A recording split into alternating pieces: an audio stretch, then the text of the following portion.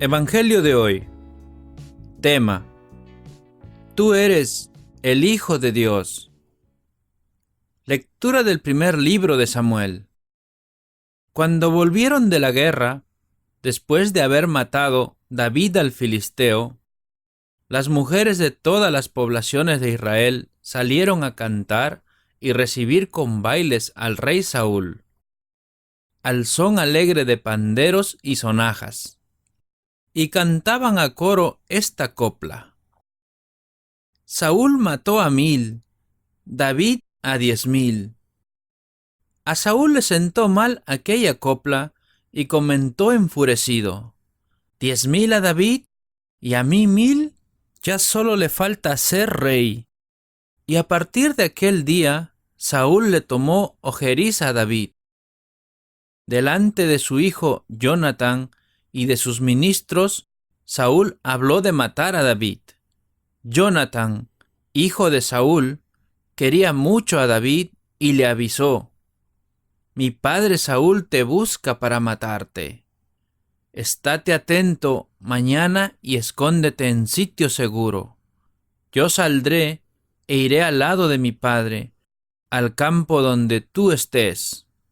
Le hablaré de ti, y si saco algo en limpio, te lo comunicaré. Así pues, Jonatán habló a su padre Saúl en favor de David: Que el rey no ofenda a su siervo David. Él no te ha ofendido, y lo que él hace es en tu provecho. Se jugó la vida cuando mató al filisteo, y el Señor dio a Israel una gran victoria. Bien que te alegraste al verlo. No vayas a pecar derramando sangre inocente, matando a David sin motivo. Saúl hizo caso a Jonatán y juró: Vive Dios, no morirá. Jonatán llamó a David y le contó la conversación. Luego lo llevó a donde Saúl, y David siguió en palacio como antes. Palabra de Dios. Te alabamos, Señor.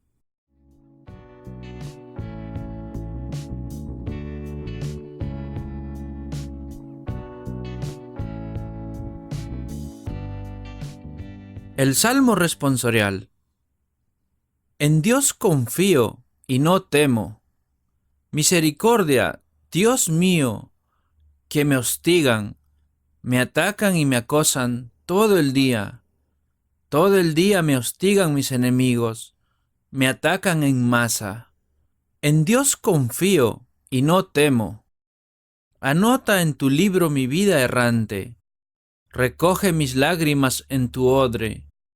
Dios mío, que retrocedan mis enemigos cuando te invoco, y así sabré que eres mi Dios. En Dios confío y no temo. En Dios, cuya promesa alabo, en el Señor, cuya promesa alabo, en Dios confío y no temo. ¿Qué podrá hacerme un hombre? En Dios confío y no temo. Te debo, Dios mío, los votos que hice, lo cumpliré con acción de gracias. En Dios confío y no temo.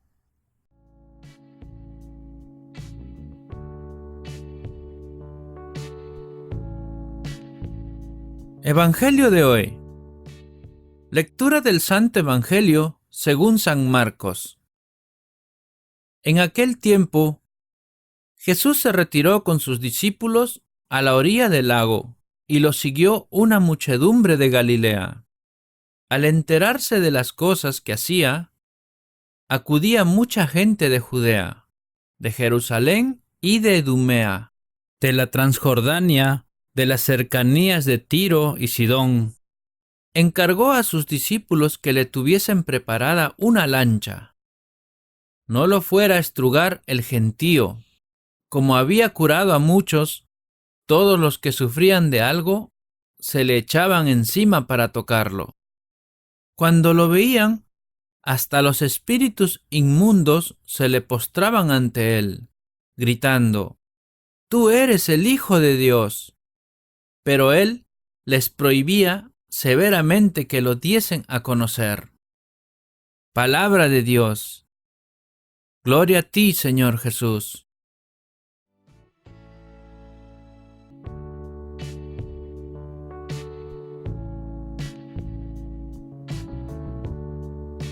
Ahora, hermanos, sigamos con la reflexión del Evangelio. Jesús no pasa desapercibido por toda aquella gente.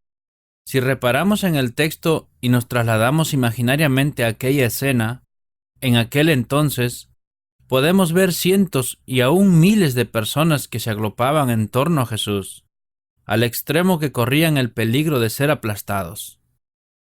Así desesperados estaban por solo tocarle.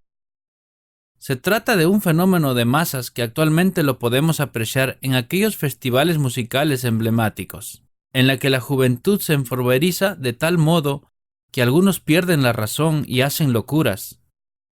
Semejante y aún mayor era la atracción que ejercía Jesús, comprensible por lo que decía y hacía. Era como un bálsamo para el espíritu para cuantos podían escucharle y curación verdadera para muchos, que le alcanzaban con solo tocarle.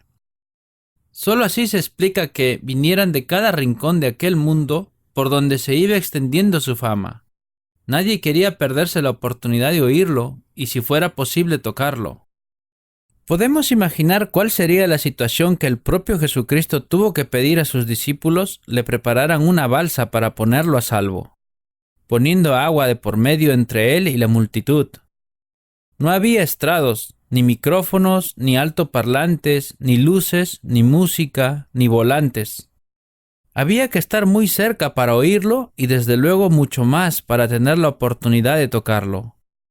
¿Y cómo no tentar la ocasión de alcanzarlo, si podían atestiguar la curación que con solo este hecho lograban muchos? Jesucristo en aquel momento era un verdadero fenómeno de masas, era viral, pues curó a muchos que cuantos padecían dolencias se le echaban encima para tocarle. Ahora pasamos a ver nuestro interior y respondámonos: ¿quién es Jesús para nosotros?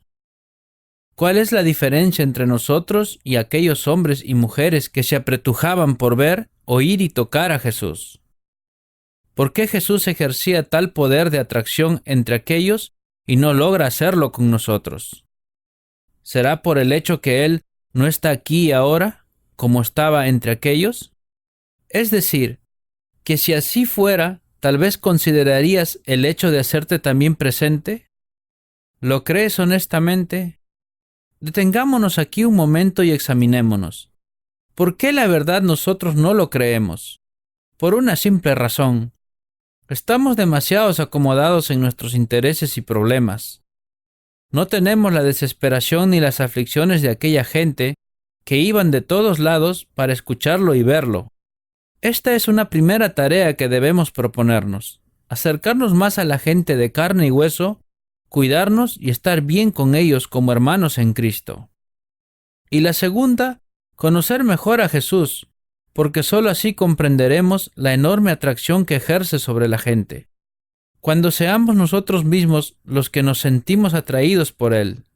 Así tenemos que esforzarnos por leer más los evangelios y mezclarnos con nuestros hermanos. Solo entonces comprenderemos lo que siente la gente. Esto es posible asistiendo asiduamente a la iglesia y a las actividades multitudinarias que propone nuestra iglesia en cada localidad. Si ponemos una computadora, un celular o un televisor de por medio, nunca será lo mismo, pues curó a muchos que cuantos padecían dolencias se le echaban encima para tocarle. Queridos hermanos, imitemos a aquellas gentes de las que nos habla el Evangelio. Busquemos a Jesús. Se ha querido quedar con nosotros en la Eucaristía. No nos olvidemos que Cristo se ha quedado también en su iglesia. Ella es la manifestación visible de su amor a la humanidad. Quien se adhiere a su magisterio se une a Cristo. Finalmente, esforcémonos para que muchos se encuentren con Cristo por nuestro testimonio. Ahora recibamos la bendición de Dios. Que la bendición del Dios Todopoderoso, el Padre, el Hijo y el Espíritu Santo desciendan sobre todos nosotros y permanezca para siempre.